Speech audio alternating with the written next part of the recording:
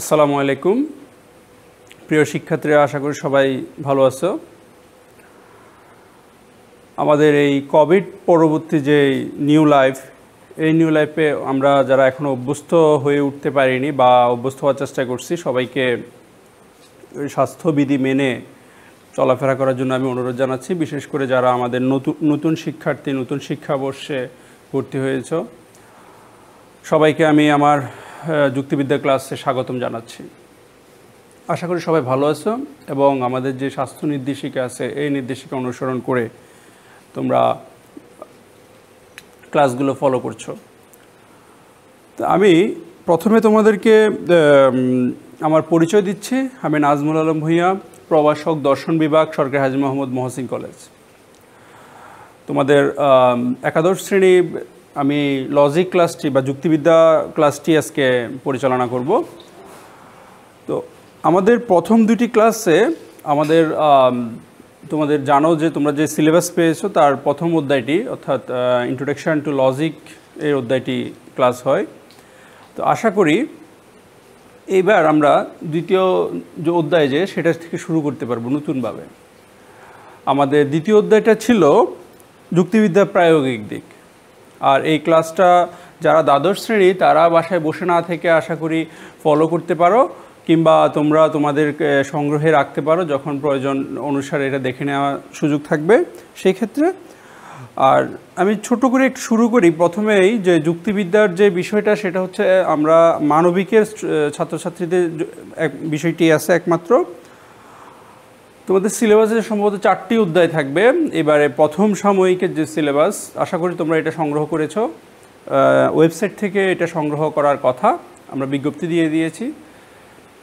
তো ওখানে দেখবা যে প্রথম যে 4টি অধ্যায় যুক্তিবিদ্যার, এখান থেকে তোমাদের প্রথম সাময়িক পরীক্ষা সাধারণত এই 4টা অধ্যায় থেকে প্রশ্ন করা হয় বা অনুষ্ঠিত হয় এই 4টা অধ্যায়কে কেন্দ্র করে।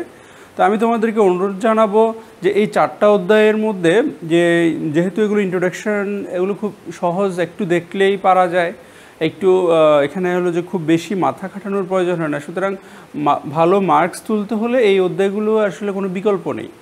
এবং এখান থেকে দেখা যাচ্ছে যে প্রথম অধ্যায় এবং দ্বিতীয় অধ্যায় এগুলো থেকে কিন্তু দুইটা প্রশ্ন থাকবে।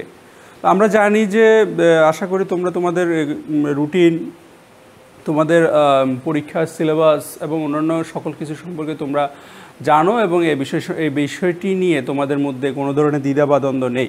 দ্বন্দ্ব থাকলে অবশ্যই আমাদের সাথে যোগাযোগ করবে, তাহলে আমরা সেই অনুসারে পরবর্তী ক্লাসে এটা জানানোর চেষ্টা করব।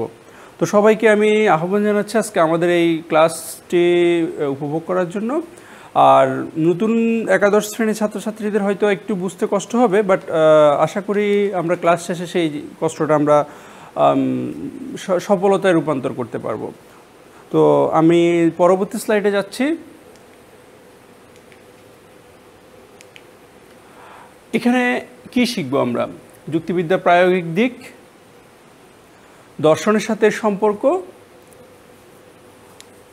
নীতিবিদ্যার সাথে সম্পর্ক, নন্দনতত্ত্বের সাথে সম্পর্ক এবং বাস্তব জীবনে প্রয়োগ। আসলে এর বাইরেও আমাদের আরও কয়েকটা বিষয়ের সাথে আছে, যেখানে হচ্ছে যে গণিতের সাথে সম্পর্কটা কেমন, তোমার শিক্ষার সাথে সম্পর্কটা কেমন, কম্পিউটার বিজ্ঞানের সাথে সম্পর্কটা কেমন, যুক্তিবিদ্যার কী কাজে আসতে পারে, এই জিনিসগুলো এখানে জানানো দরকার বা তোমাদের এই জিনিসগুলো নলেজে থাকা দরকার। তো আমরা যে বিশেষ করে এই যে দর্শনের সাথে সম্পর্ক, এই জিনিসটা আমরা ভালো করে পড়ব এবং নীতিবিদ্যার সাথে সম্পর্ক, যেগুলো হচ্ছে যে আমাদের ফিলোসফির বা যুক্তিবিদ্যা যেমন একটা শাখা, এরাও হচ্ছে যে তার একটা অংশ, বিশেষ অংশ, তাদের মধ্যে একটা বিশেষ ধরনের সম্পর্ক বিদ্যমান। তো আমরা পরবর্তী স্লাইডে গেলে এটা সম্পর্কে আরেকটা হচ্ছে নন্দনতত্ত্ব এবং এটার বাস্তব জীবনে এটা কোথাও কোথাও প্রয়োগ করে আমরা সেই জিনিসগুলো আমরা দেখার চেষ্টা করব। তো আমি তোমাদেরকে অভিনন্দন জানাচ্ছি, তোমরা যারা মহসিন কলেজে অংশগ্রহণ এই একাদশ শ্রেণীতে ভর্তি হয়েছে, নতুন ভর্তিকৃত, যে যাতে করে এই ক্লাসের শেষে তোমাদের এই জিনিসগুলো সম্পর্কে একটা ধারণা হয়, আমরা সেইটার উপরেই গুরুত্ব আরোপ করব। তো আমরা শুরু করি। দেখো এখানে যে জিনিসটা বলা হচ্ছে সেটা হচ্ছে যে কি আমরা কেন করি, যুক্তিবিদ্যা কি দরকার। মানব জীবনকে সহজ এবং সরল ও সাবলীল করা, মানব জীবনের সাথে সম্পর্কিত সমস্যাগুলোর সমাধান করা, মানুষের অজানাকে জানার অদম্য বাসনা থেকে প্রতিনিয়ত জন্ম দেয় নতুন নতুন জ্ঞানের শাখা। যে আমাদের যে জ্ঞান, এটা কেন শুরু হচ্ছে, এটা কেন আজকে আমরা এতগুলো বিষয় পড়ছি, বা আমাদের এই যে নতুন নতুন বিষয়ের উদ্ভব হচ্ছে, তো কেন এটার মূল কারণ কিন্তু এটা যে আমাদের আগ্রহ। মানে আমরা যখনই কোনো সমস্যায় পড়ে আমরা নতুন একটা সমাধানের দিকে এগিয়ে যাওয়ার চেষ্টা করি। এখানে বলা হচ্ছে দেখো যে মানব জীবনকে সহজ সরল সাবলীল করা, মানে আমাদের চলার পথটাকে যতটা পারি স্মুথ করা, এবং মানব জীবনের সাথে সম্পর্কিত সমস্যাগুলোর সমাধান করা, ও মানুষের অজানাকে জানার অদম্য বাসনা। মানে হচ্ছে যে আমার এখানে এই যদি আমি প্রথম যে জায়গাটাতে আসছি সেটাতে যদি বলি যে কেন এত জ্ঞানের শাখা, সবাই তো জ্ঞান একটা অংশ, আমরা যদি জ্ঞানটাকে একটা বৃক্ষের সাথে তুলনা করি তার এত শাখা প্রশাখার দরকার কী ছিল, এটাই প্রশ্নটা আসে। এটার মূল কারণ হচ্ছে যে আমাদের জীবনকে সহজ সরল এবং কি গতিশীল করা, সমস্যাগুলোকে সমাধান করা, এবং আরেকটা সবচেয়ে গুরুত্বপূর্ণ যেটা, সেটা হলো যে একমাত্র জীবের মধ্যে মানুষেরই মনে হয় এই বাসনাটা আছে যে জানার অদম্য একটা ইচ্ছা, যে যেখানে দেখা যাচ্ছে যে আমরা একটু নতুনত্ব দেখে সেখানে আমরা ধরে দেখার চেষ্টা করি, আমরা সেটাকে একটু বাজিয়ে দেখার চেষ্টা করি। এই যে বাজিয়ে দেখার চেষ্টা, ধরে দেখার চেষ্টা, এটা থেকে হচ্ছে যে নতুন নতুন জ্ঞানের উদ্ভব হচ্ছে, শাখা উদ্ভব হচ্ছে। প্রতিটি জ্ঞান শাখাকে বিন্যস্ত হতে হয় যৌক্তিকভাবে, ব্যবহার করতে হয় যথাযথ যুক্তি পদ্ধতি। অর্থাৎ এই জ্ঞানগুলোকে তুমি চাইলে তোমার মতো করে ব্যবহার করতে পারবে না, তাকে একটা শৃঙ্খলার মধ্যে দিয়ে অর্জন করতে হবে। এবং সবচেয়ে বড় কথা হচ্ছে সেটা হচ্ছে যে তার মধ্যে একটা যথাযথ পদ্ধতি থাকতে হবে। এই পদ্ধতি অনুসরণ না করলে অনেক সময় সাধারণ জ্ঞানগুলোকেও আমরা কি করতে পারি না, মানুষের কাছে খুব সহজে উপস্থাপন করতে পারি না। এটা একটা যৌক্তিক পদ্ধতি আমরা অনুসরণ করতে পারি। মিশরীয় সভ্যতার যে জ্যামিতিক বিন্যাস শুরু হয়েছিল সেই প্রাচীন সভ্যতা থেকে, অর্থাৎ প্রাচীন যুগ থেকে, আর বর্তমানে আমরা কোথায় যাচ্ছি, মহাশূন্যে যাত্রার অত্যাধুনিক বিজ্ঞান পর্যন্ত জ্ঞানের প্রতিটি স্তরে যুক্তি পদ্ধতির অসামান্য অবদান রয়েছে। মানব জ্ঞানের এমন কোনো শাখা নেই যেখানে যুক্তিবিদ্যার ব্যবহার নেই, যুক্তিবিদ্যার কাছ থেকে কৌশল গ্রহণ করতে হয় না। পাঠ্যসূচির আলোকে আমরা এই ইউনিটে যেটা আলোচনা করার চেষ্টা করব সেটা হচ্ছে যে আমরা যুক্তিবিদ্যার সাথে দর্শনের, নীতিবিদ্যার, নন্দনতত্ত্ব, গণিত, কম্পিউটার বিজ্ঞান এবং শিক্ষা সম্পর্কে আলোচনা করব। এবং দৈনন্দিন যে জীবন আছে এই জীবনে যুক্তিবিদ্যার প্রয়োগে একটা রূপরেখা তুলে ধরার চেষ্টা করব। এটা আমরা ভূমিকা যে কেন এত জ্ঞানের উৎপত্তি হলো আর এটার সাথে কিভাবে যুক্তিবিদ্যাটা সম্পর্কিত, এই জিনিসটা আমাদের আলোচ্য বিষয়। আসলে আমরা পরবর্তী দেখি যে ফিলোসফি অ্যান্ড লজিক। আমরা সোজা ভাষায় যদি খুব সংক্ষিপ্ত পরিসরে বলতে চেষ্টা করি, লজিক একটা পদ্ধতি, আর সেইখানে ফিলোসফি হলো একটা বৃক্ষ, যে বৃক্ষের একটা শাখাকে আমরা লজিক বলতে পারি। আর এই শাখাটাকে আমরা হয়তো বৃক্ষের জন্য শাখা বলতেছি, কিন্তু এটা হলো যে এক ধরনের পদ্ধতি, যে পদ্ধতিটিতে আমরা কী আবিষ্কার করতে পারি। আমরা আগের ক্লাসে হয়তো যদি আমরা করে থাকি তাহলে আমরা লজিক সম্পর্কে বিস্তারিত জানতে পারবো। সেই ক্লাসে তোমরা ফলো করলে দেখবা যে যুক্তিবিদ্যা হচ্ছে তোমার পার্থক্য করে দেয় কোনটা সত্য কোনটা অসত্য। যুক্তিবিদ্যা তোমাকে নির্ধারণ করে দেয় কোনটা যৌক্তিক কোনটা অযৌক্তিক। তো এই যে এটার একটা পার্ট অফ এ ফিলোসফির একটা অংশ। আমরা দেখি যে জ্ঞানের প্রতিটি বিষয়ের ক্ষেত্রে নিজস্ব একটি পরিসর রয়েছে। জ্ঞানের প্রত্যেকটা জায়গায় একটা নিজস্ব চিন্তাভাবনা, নিজস্ব জায়গা থাকতে হবে।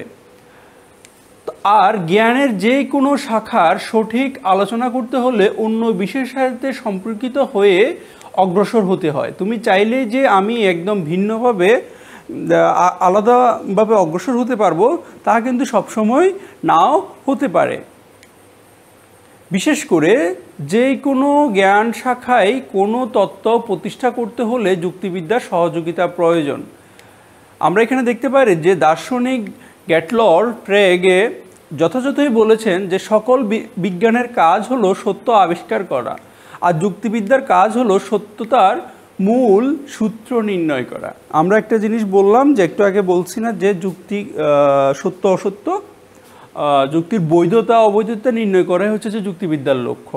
এই যুক্তি বলতে কি বোঝাচ্ছি? যুক্তি বলতে আমরা বোঝাচ্ছি যে সেই জ্ঞানটাকে, যে জ্ঞানটি কি বৈধ কি অবৈধ, এটা কি সত্যতা না অসত্য বা মিথ্যা, এটা নির্ণয় করাই হচ্ছে যুক্তিবিদ্যার মূল কাজ। তো এখানে যথার্থভাবে আমরা দার্শনিক গ্যাটলরের কথা বলতে পারি যে সকল বিজ্ঞানের কাজ হচ্ছে সত্য আবিষ্কার করা, সকল বিজ্ঞানের।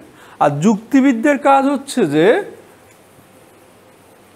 এই সত্যতার মূল সূত্র নির্ণয় করা, অর্থাৎ এখানে যে এটা কি সত্য কি অসত্য তার মূল সূত্রটা নির্ণয় করাই হচ্ছে যে যুক্তিবিদ্যার কাজ।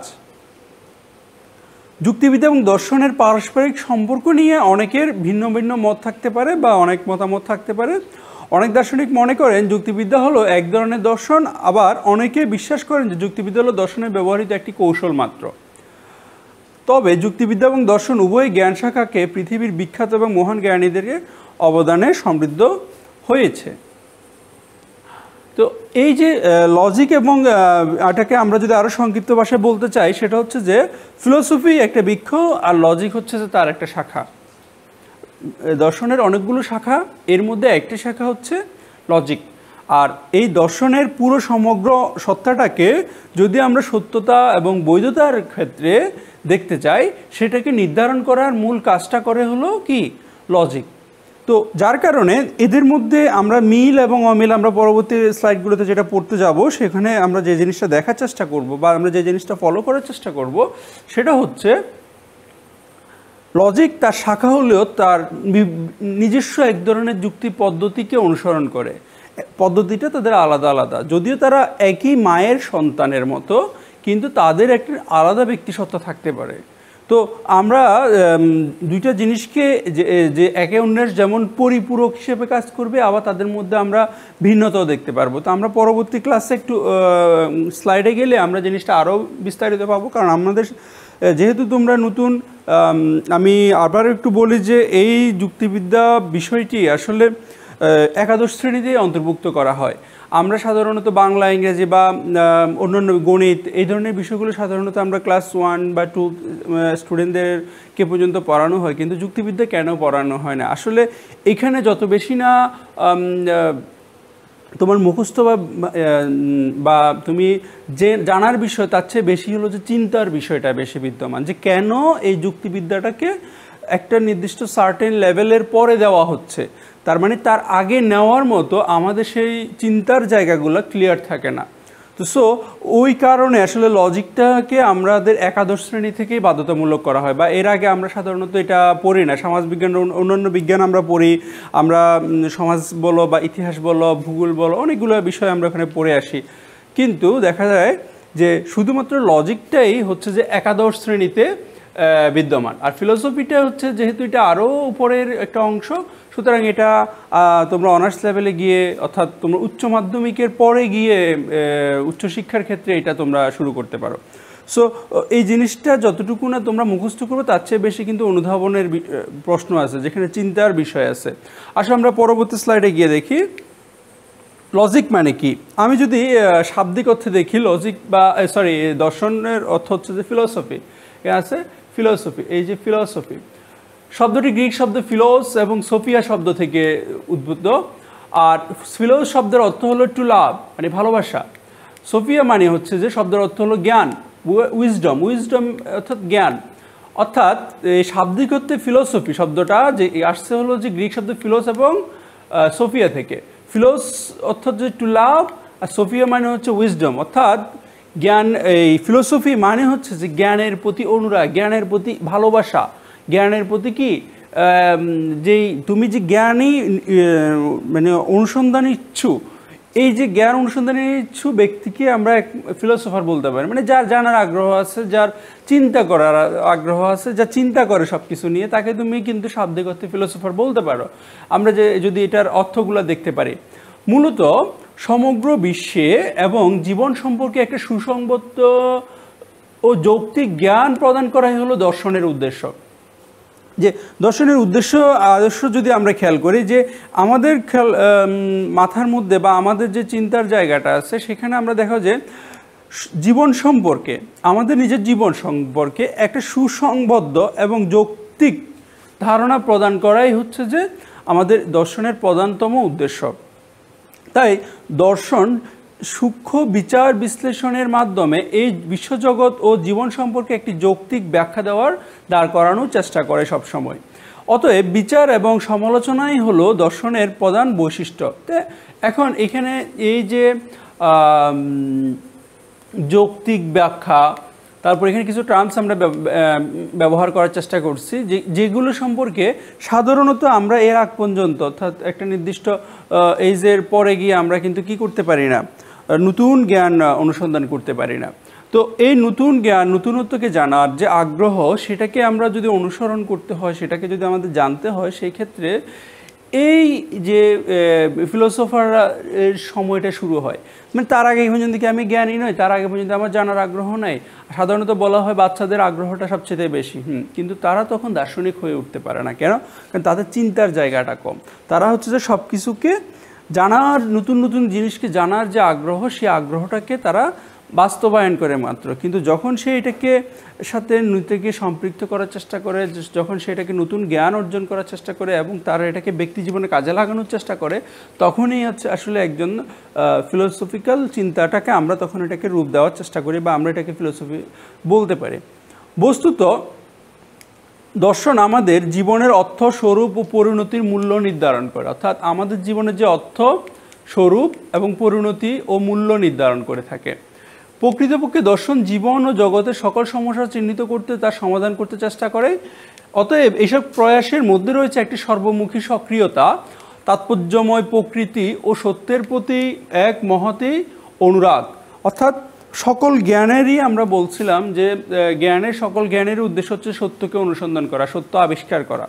সকল জ্ঞানের, আমাদের পৃথিবীতে যা কিছু আমরা চেষ্টা করি, যা কিছু নিয়ে আমরা চিন্তা করি, সব কিছুরই মূল উদ্দেশ্য হচ্ছে কিন্তু সত্য অনুসন্ধান। তো দর্শনেরও সেই ক্ষেত্রে একটা সর্বমুখী সক্রিয়তা আছে, যেটা আমাদের জীবনের মূল্য নির্ধারণ করতে বা পরিণতি নির্ধারণ করতে, যে আমার জীবনটা কি ব্যর্থ হয়ে গেল, আমার জীবনটা কি এখানেই সমাপ্ত হয়ে গেল। এই যে চিন্তার জায়গাগুলো, এই যে আমাদের যে থিঙ্কিংগুলো আছে, এগুলোকে তুমি যদি চেষ্টা করো, তাহলে ফিলোসফার তখনই এটাকে পূর্ণাঙ্গভাবে বিশ্লেষণ করার যায়। অর্থাৎ আমার জীবন কি ব্যর্থ হয়ে গেছে, কি ব্যর্থ হয় নাই, তখন তুমি কীভাবে বুঝবে? সেটা হচ্ছে তোমাকে যতটুকু, যখন ফিলোসফিটা তোমার এই জায়গায় বুঝতে পারবা যে না, আমার চিন্তার জায়গাটা তো এখনও আছে, আমার কাজ করার জায়গাটা তো এখনও আছে, তখনই তুমি নিজেকে সফল হিসেবে দাবি করতে পারো।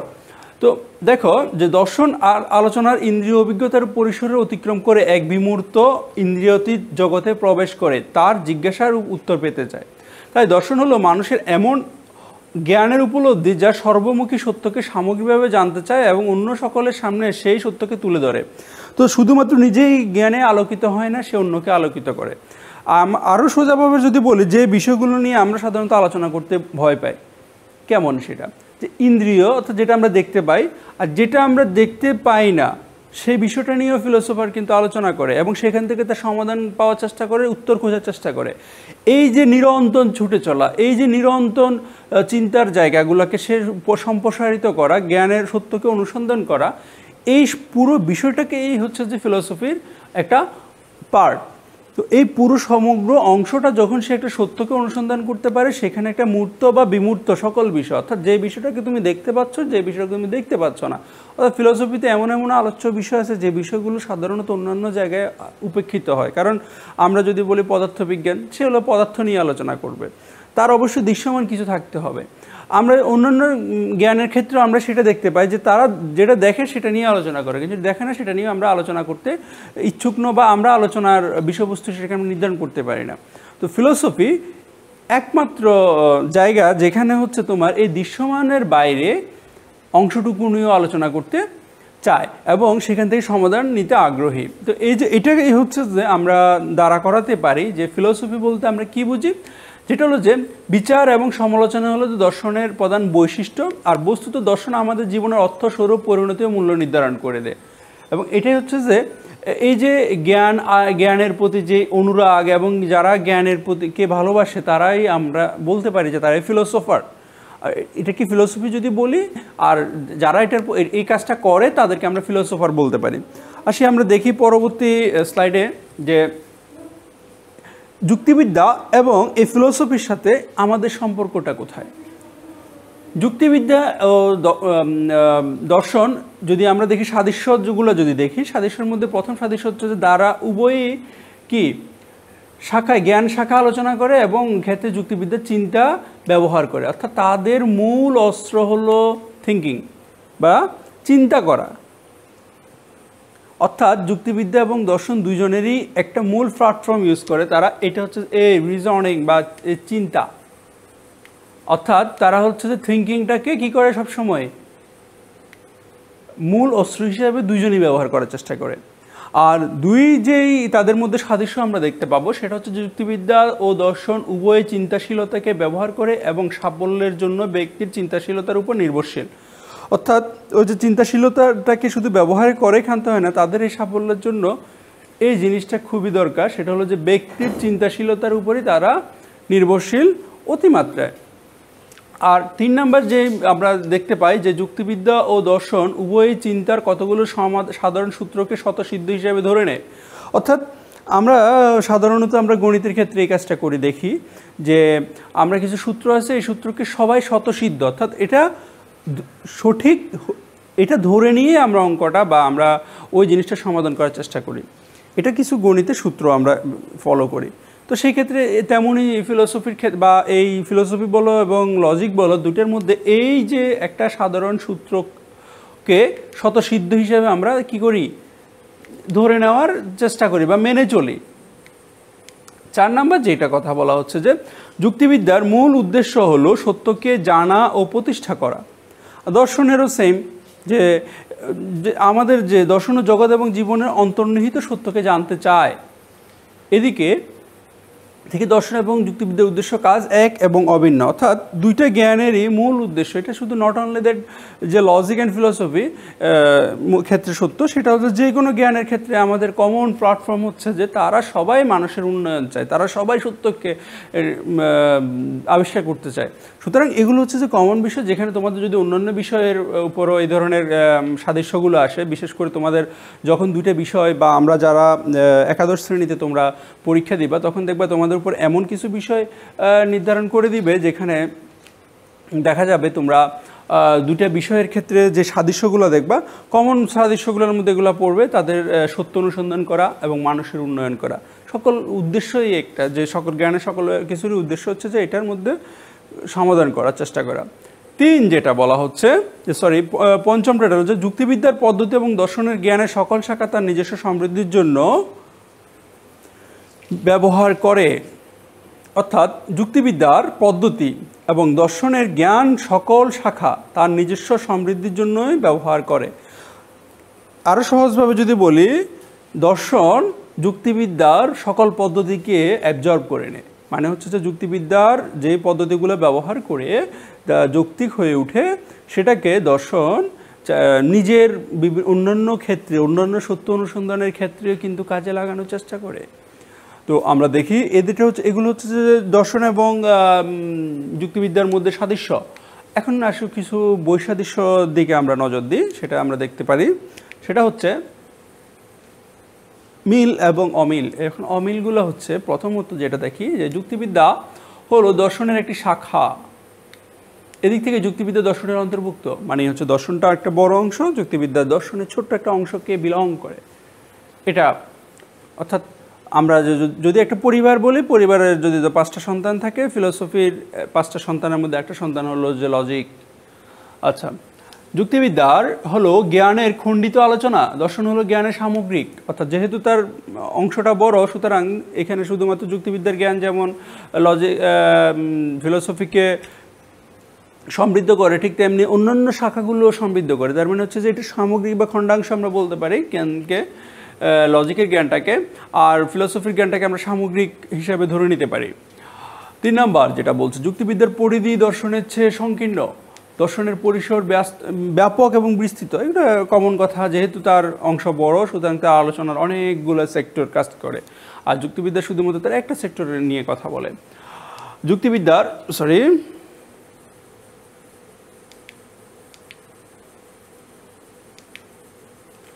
আচ্ছা, যুক্তিবিদ্যার যথার্থ জ্ঞানের শর্তাবলী আলোচনা করলেও কখনো অভিজ্ঞতা জগতের বাইরে যেতে পারে না। কিন্তু জ্ঞানের ক্ষেত্রে দর্শন ইন্দ্রিয় জগতে অতিক্রম করে অতীন্দ্রিয় সত্তার জগতে পৌঁছাতে পারে, কারণ দর্শন জড়, প্রাণ, মন, স্রষ্টা, আত্মা ইত্যাদি সব বিষয় নিয়ে আলোচনা করে।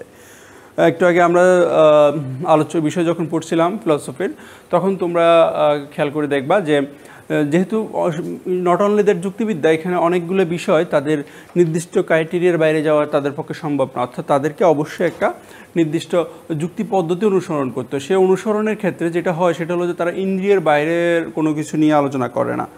আর ফিলসফি তাদের জড়, প্রাণ, মন, স্রষ্টা, আত্মা ইত্যাদি সকল বিষয় নিয়ে, যে কোনো বিষয় এইগুলো এখানে অন্তর্ভুক্ত। সুতরাং দেখা যায় কি যে যুক্তিবিদ্যা তার একটা নির্দিষ্ট ছোট একটা পরিসরে আলোচনা করে, আর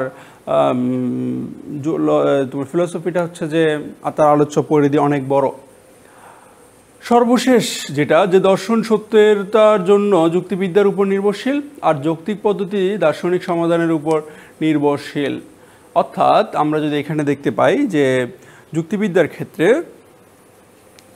তোমার দর্শনে এবং সত্যতার জন্য যুক্তিবিদ্যার উপর নির্ভরশীল, আর যুক্তি পদ্ধতি দার্শনিক সমাধানের উপর নির্ভরশীল। এই সর্বশেষ যেটা খুবই গুরুত্বপূর্ণ এই কারণে যে সত্যতা অর্থাৎ যুক্তিবিদ্যা মূল কাজই হচ্ছে যে সত্যতা এবং তোমার বৈধতা নির্ধারণ করা। সুতরাং দর্শনের এই জায়গাটার উপরে পুরোপুরি যুক্তিবিদ্যার উপর নির্ভরশীল, যে কোনটা সত্য কোনটা বৈধ এটা নির্ধারণ করতে হলে তারা তখন এই তার জ্ঞানের শাখাটার উপরে অর্থাৎ যুক্তিবিদ্যার উপরে নির্ভর করতে হয় দর্শনকে। সে নিজে এখানে কোনো সিদ্ধান্ত নিতে পারে না।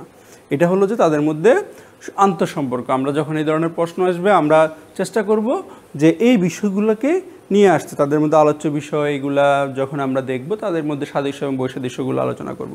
তো আশা করি তোমরা যুক্তিবিদ্যা এবং অর্থাৎ লজিক এবং ফিলসফির এই সাদৃশ্য এবং বৈসাদৃশ্য উভয় খুব ভালোভাবে শেষ করতে পারবা। পরবর্তী আমরা ক্লাসে আরও যে বিষয়গুলো আছে অর্থাৎ নীতিবিদ্যা এবং তোমার অন্যান্য বিজ্ঞানের সাথে দর্শনের যে সম্পর্ক সেটা আলোচনা করব। তো আমি সবাইকে ধন্যবাদ জানাচ্ছি এই কারণে যে তোমরা আশা করি বাসায় থেকে সরকারের যে স্বাস্থ্য নির্দেশিকা আছে নির্দেশিকা মেনে তোমরা তোমাদের জীবন অতিবাহিত করবে এবং অবশ্যই সাবধানে থাকবে সবাইকে নিয়ে। ধন্যবাদ সবাইকে।